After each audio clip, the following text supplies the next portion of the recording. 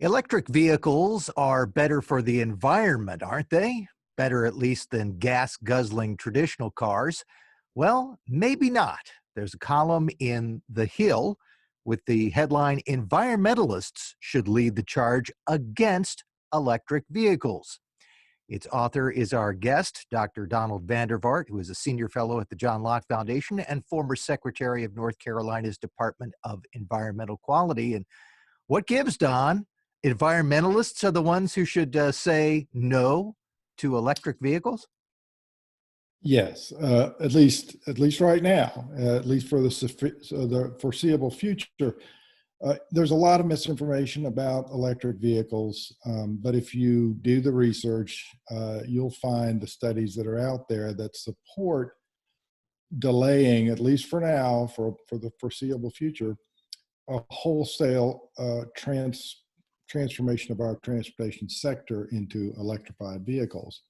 And there are a lot of components to this, but probably the first component that people need to understand is that electric vehicles are not more efficient than similarly sized gasoline powered vehicles. Now, this came out of some misinformation that the EPA put out about 12 years ago, where they essentially compared electric vehicles with gasoline vehicles, but only with a full tank of gas versus a fully charged battery. They didn't worry about the difficulty that is involved in converting various forms of energy to electricity to charge the battery. They just began with a fully charged battery. So the hard work was done. And electric motors are more efficient than the overall gasoline-powered vehicle. But if you take into account, and the Department of Energy did do this correctly, if you take into account where that electricity came from and the losses and the efficiency losses involved, you'll find that, in fact, the two are very similar. And in fact, similarly sized vehicle are actually more efficient via gasoline powered. Hybrid are better than both. And another one of the fallacies you'll see, by the way, in the lay literature is you'll compare these electric vehicles efficiencies, even when done correctly, with the average gasoline fleet efficiency. So you're essentially comparing apples and oranges. So that's the first thing that you've got to remember. But the second, and this is where there are a lot of people that just do not understand where electricity comes from. But you have to understand that if we transferred our transportation sector over to electrified vehicles, we would be adding load to our electricity system. And that additional load has to be met by something.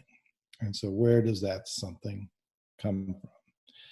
And that's the question that the CEO of Toyota actually asked. He wondered, did politicians not know where electricity came from? And my article talks about that. But I mean, overall, we've got to understand that right now, most of the electricity that's being added, new electricity, is coming from natural gas. And it's natural gas because it's cheap. And it's also natural gas because it is most capable in supplying electricity in the gaps that are created by solar and wind.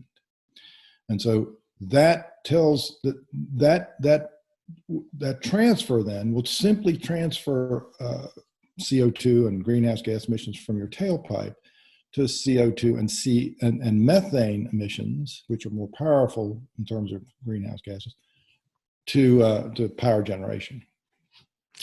How much, Don, does this just come down to the fact that people aren't thinking beyond the fact that a normal traditional car, you go to the gas tank, you put in the gas, you understand that that's where the energy's coming from, but people don't think about the fact that the electric car, when you plug it in, there is a process that leads to the electricity coming to that plug.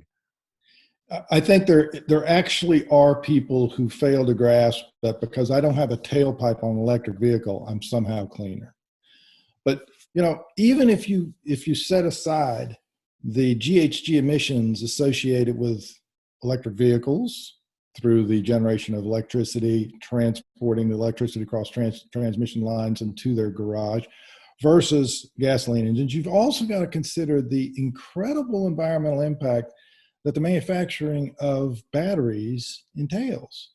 And my article also talks about how cobalt, for example, is one of the main elements that are needed in these batteries, is only found in a couple of places in the world, and the overwhelming majority of which is in the Congo, which has terrible environmental, terribly lax environmental requirements, but also has a horrendous child labor track record. And so, for people who care about social justice, forget the environmental impacts of harvesting these metals, but simply the social injustices.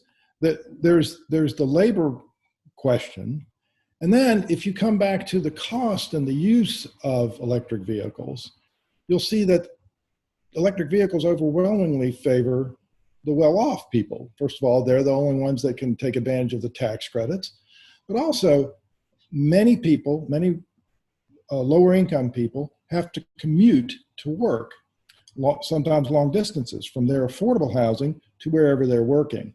Well, the range limitations of electric vehicles currently are such that they may not be able to make those trips every day using their electric vehicles. And this is an issue that doesn't get talked about, but it's the social injustices of having incentives paid for by all of us primarily benefit the people that least need help. So the article goes through the environmental aspects, both the lack of efficiency and the increased greenhouse gases. It also talks about the environmental impacts of mining these heavy metals. And it also talks about this disparity between those who can use electric vehicles in their lives versus the rest of us who may not be able to benefit. So it puts this in the context of the ESG investing strategies, which you might have heard of, the environmental, social justice, and governance principles. And it really asks the question, why would investment managers who are subject to ESG principles and strategies ever consider putting their money in electric vehicles? Now, that's not to say that at some point in the future, when we have nuclear power and we have a more environmentally friendly way of making batteries, we should consider this. But we're a long way from that. If you'd like to learn much more, you can go to thehill.com. The article, once again, has the headline, Environmentalists Should Lead the Charge Against Electric Vehicles. Its author is Dr. Donald Vaart, a senior fellow at the John Locke Foundation. Thanks for joining us. Thanks for having me.